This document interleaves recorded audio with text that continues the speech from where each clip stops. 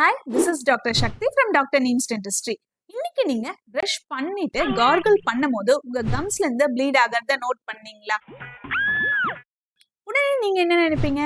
ஒருவேளை நம்ம இன்னைக்கு ரொம்ப ஹார்டா பிரஷ் பண்ணிட்டோம், அதனாலதான் ப்ளீட் ஆகுது அப்படின்னு நினைப்பீங்க. ஆனா 90% உங்களுக்கு அது ரீசனாவே இருக்காது. வேற என்ன ரீசன் இருக்கும் அப்படிங்கறத தெரிஞ்சுக்கிறது தான் நம்ம இந்த வீடியோல டீடைலா பார்க்க போறோம். First thing, plaque, calculus, gingivitis and periodontitis. அதாவது இது ஒரு சீக்வன்ஸா வரும். ஃபார் எக்ஸாம்பிள், நம்ம ஒவ்வொரு நாளுமே நம்மளுடைய பற்களுக்கு பின்னாடி ஒரு சின்னதா தின்னா சாஃப்ட் லேயர் மாதிரி ஃபார்ம் ஆகும்.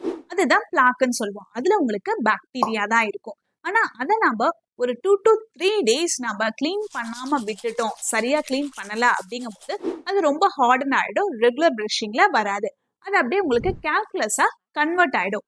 இதுல இருக்கக்கூடிய பாக்டீரியா உங்களுடைய கம்ஸை நல்லா இரிட்டேட் பண்ணும். ஸோ அந்த கம்ஸ் இரிட்டேட் ஆகுறனால தான் உங்களுக்கு ஜிஞ்சைவைட்டிஸ், அங்கங்க ஈறு வீக்கம் வந்து வர ஆரம்பிக்கும்.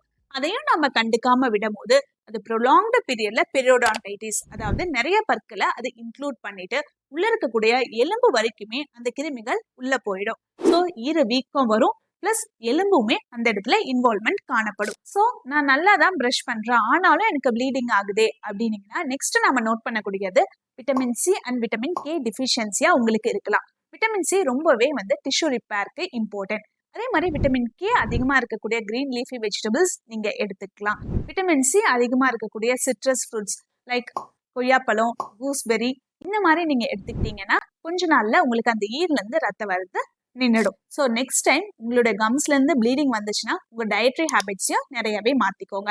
நெக்ஸ்ட் தேர்ட் திங் வந்து ஹார்மோன்ஸ் அண்ட் மெடிக்கல் கண்டிஷன்ஸ்னு சொல்லலாம். அதாவது கேர்ள்ஸ்க்கு உங்க பிரெக்னன்சி டைம்ல நார்மலாவே கம்ஸ்ல ப்ளீட் ஆகும்.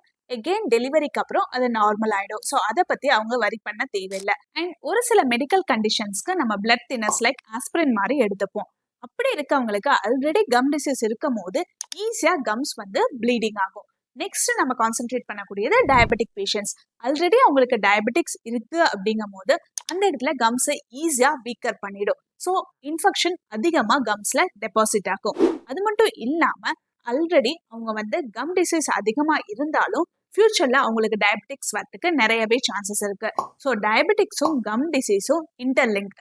ஸோ எது இருந்தாலும் நீங்க கண்ட்ரோல் பண்ணிக்கணும். இப்போ கம் டிசீஸ் இருக்கவங்களுக்கு ஒரு சில சர்டைன் ஹார்மோன்ஸ் ரிலீஸ் ஆகும் லைக் இன்டர்லூக்கின்-6, சிஆர்பி. இதை என்ன பண்ணும் அப்படின்னா இன்சுலின் செக்ரேஷனை ஸ்டாப் பண்ணும். அப்படி ஸ்டாப் பண்ணும் போது அவங்களுக்கு டயபெட்டிக்ஸ் ஈஸியா அஃபெக்ட் ஆகும். ஸோ ரீசன்ட் ஸ்டடீஸ்ல ஃபைண்ட் அவுட் பண்ணது, பெரியோடான்டைட்டிஸ் இருக்கவங்களுக்கு இருக்கக்கூடிய பிளாக் அண்ட் கால்குலஸை ரிமூவ் பண்ணும்போது அவங்களோட HbA1c லெவல் 0.4%ல இருந்து 1% ரெடியூஸ் ஆயிருக்கு. ஸோ இனிமேல் உங்களுடைய கம்ஸ்ல ப்ளீடிங் வந்தது அப்படின்னா இதுல எந்த ரீசன் அப்படிங்கறத நீங்க சார்ட் அவுட் பண்ணுங்க. இதுக்கு நீங்க ரெகுலரா at least yearly once dental checkup வச்சுக்கலாம். அதே மாதிரி பிரஷிங்குமே 3 months ஒன்ஸ் டூத் ப்ரஷை சேஞ்ச் பண்ணுங்க. சாஃப்ட் ப்ரஷஸ் யூஸ் பண்ணுங்க. ஃப்ளாசிங் ரெகுலரா பண்ணுங்க. இதுல சிஸ்டமிக் கண்டிஷன்ஸ்ல ஏதாவது இருந்தாலும் அதை வந்து கண்ட்ரோல் பண்ணிக்கோங்க. இதுல வேற ஏதாவது டவுட்ஸ் இருந்ததுனால கமெண்ட் செக்ஷன்ல கமெண்ட் பண்ணுங்க.